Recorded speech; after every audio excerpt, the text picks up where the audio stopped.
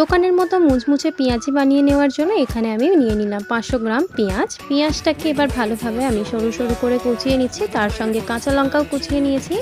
এবার সমস্ত পেঁয়াজটাকে হাত দিয়ে একটু ভালোভাবে ছাড়িয়ে নেব, ঝরঝরে করে নেব। তারপরেই দিয়ে দিচ্ছি হলুদ গুঁড়ো, লঙ্কা গুঁড়ো, জিরে গুঁড়ো আর স্বাদ পরিমাণে নুন। ব্যাস এই কয়েকটি মশলা দেওয়া হয়ে গেলে তারপর এর মধ্যে হাত দিয়ে একটু মথে নিচ্ছি চেপে চেপে। আর অবশ্যই ধনেপাতা থাকলে আপনারা ধনেপাতা ব্যবহার করবেন, তাহলে পেঁয়াজের টেক্সচার আরও সুন্দর হয়ে যায় খেতে।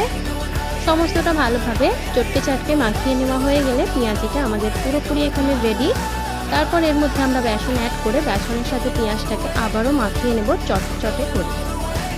যতক্ষণ মাখিয়ে নিচ্ছি বেসনটাকে একটু সময় ধরে ভালোভাবে মাখিয়ে নেব। তারপর হাত দিয়ে পেঁয়াজির শেপ দিয়ে নিয়ে তেলের মধ্যে একটা একটা করে ছেড়ে দিলেই আমাদের পেঁয়াজি এবার লালচে ব্রাউন করে ভেজে নেব।